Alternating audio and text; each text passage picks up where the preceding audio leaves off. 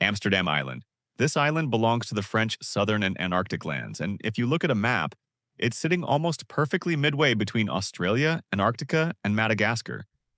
You can't get much more remote than this. Geographically, Amsterdam Island is shaped like an ellipse, stretching about 10 kilometers long and 7 kilometers wide. That's roughly 56 square kilometers in total. It was created by volcanic activity sometime between 400,000 and 200,000 years ago, and it still has a potentially active stratovolcano right at its core. The first recorded sighting of Amsterdam Island was on March 18, 1522, by the Spanish explorer Juan Sebastián Elcano. He named it Desesperanza, which means despair. Just over a century later, in 1633, the Dutch colonial governor and mariner, Anthony van Diemen, spotted it and named it after his ship, New Amsterdam. No one lives there permanently. The only people you'll find are the scientific researchers and staff at the research station. The population shifts between about 25 people in winter and up to 50 in the summer. Getting to Amsterdam Island is incredibly tough. There's no airport or regular air service. The only practical way to reach the island is by ship, specifically the French supply vessel Marion Dufresne, which only visits a few times each year. Since 2006, Amsterdam Island has been declared a natural reserve, so some places are off-limits and visiting often requires special permits.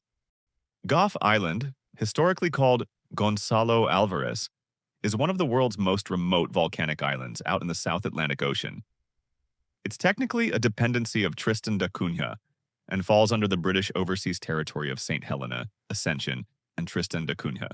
The island itself is rugged and volcanic, roughly rectangular, measuring about 13 kilometers long and 5 kilometers wide.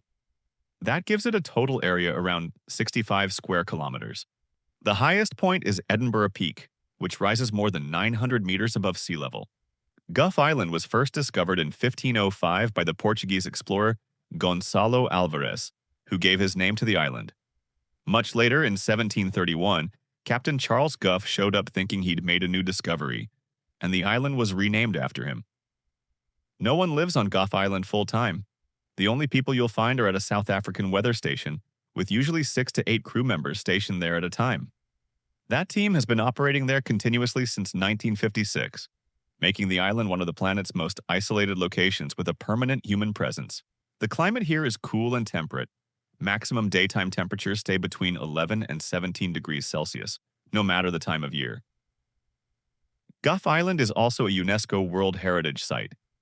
Thanks to its isolation, it's considered one of the least disturbed island ecosystems anywhere in the cool temperate zone. The island is crucial as a breeding spot for many seabird species, making it globally significant for wildlife conservation. Bouvet Island.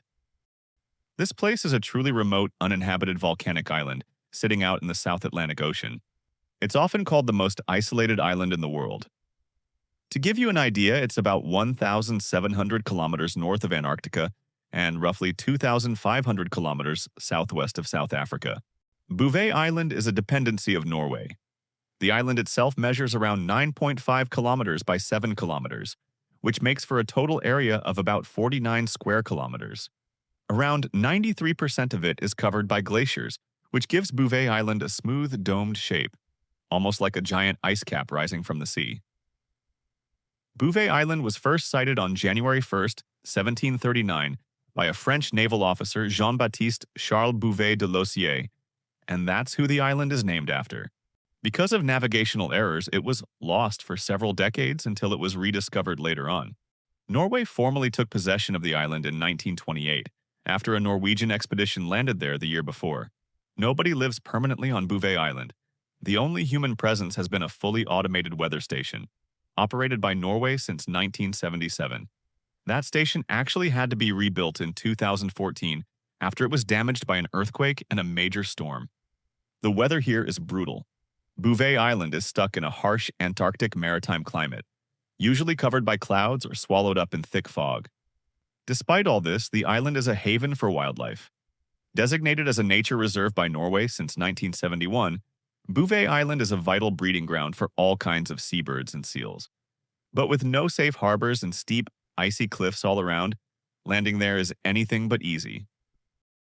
Tristan da Cunha. This is one of the world's most isolated inhabited islands, sitting out in the middle of the South Atlantic Ocean. It's part of a British overseas territory, grouped with St. Helena and Ascension Island. What makes Tristan da Cunha truly famous is its status as the most remote inhabited archipelago on the planet. Over 2,400 kilometers from the nearest continental land, which is South Africa. The island itself is almost perfectly round, with a diameter of about 11 kilometers and a total area of around 98 square kilometers.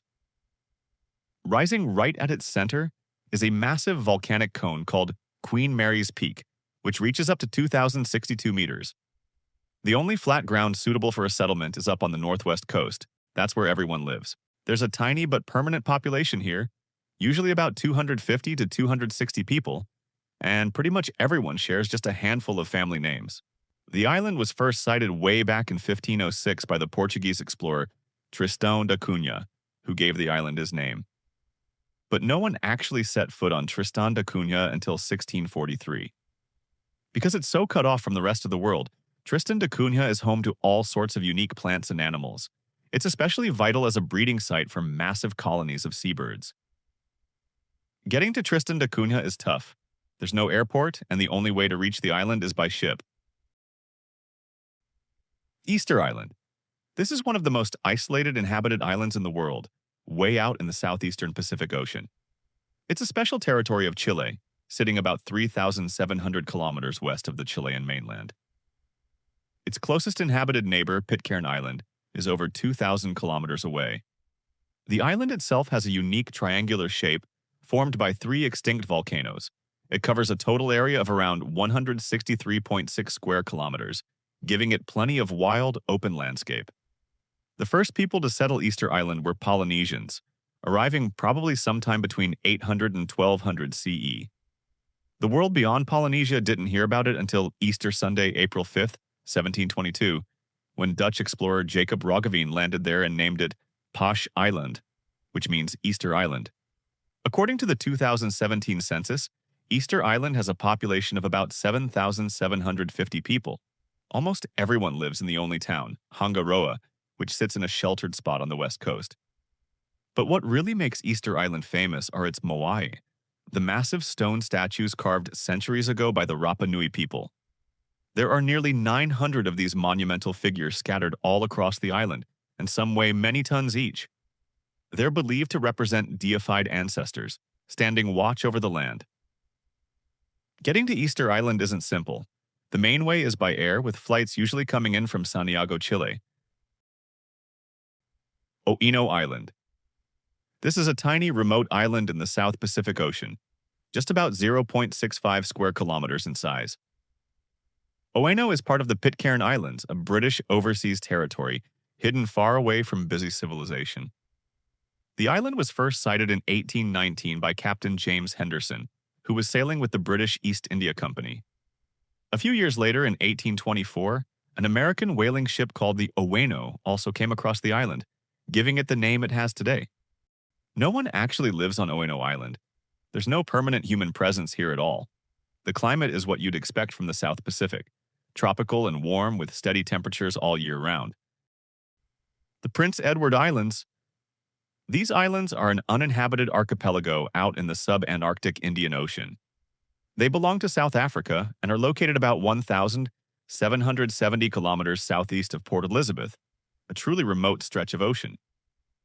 The archipelago is made up of 2 main islands, Marion Island, which is the larger one, and the smaller Prince Edward Island. Marion Island covers roughly 290 square kilometers. It's a volcanic island and actually shows signs of recent activity. The last known eruption happened as recently as 2004. Prince Edward Island, on the other hand, is about 45 square kilometers and is smaller and even less accessible. Both islands are volcanic, with rugged mountainous terrain. Higher elevations are often blanketed in snow or ice, adding to the wild, untamed atmosphere. The islands were first discovered on March 4, 1772, by the French explorer Marc-Joseph Marion Dufresne. There's no permanent population here. No towns, no settlements. The only people you'll find are scientists and support staff at the Marion Research Station on Marion Island. Prince Edward Island is completely uninhabited and rarely visited, to keep its environment as undisturbed as possible. Weather on the Prince Edward Islands is about as harsh as it gets. Cold, wet, and extremely windy pretty much all year round. Even getting to the islands is a major challenge. Access is highly restricted and you need special permits. Only a select few scientists are allowed to visit to protect these unique ecosystems. Tonumeia Island. This island is a tiny, uninhabited spot in the Ha'apai group of Tonga, a Polynesian kingdom in the heart of the South Pacific. It's one of many scattered islets and atolls in the Ha'apai group, each surrounded by beautiful, crystal-clear waters. Tonumeia is pretty close to other islands in the group, but it stands out for its untouched natural state. There's no one living here. If you want to visit, you'd have to take a boat, usually from one of the bigger, populated islands nearby. Trips out to Tonumeia are usually all about recreation, snorkeling, diving, fishing, or even just picnicking on the beach. Sometimes scientists will visit for research, drawn by the island's rich biodiversity. Like many islands in the Tongan archipelago, Tonumeia helps support a wide variety of plant and animal life, thanks especially to the nearby coral reefs. Even though Tonumeia itself isn't a major tourist destination, it plays a role in the region's appeal. It's all about the pristine marine environment, unspoiled landscapes, and the experience of traditional Tongan culture found throughout the Ha'apai Islands.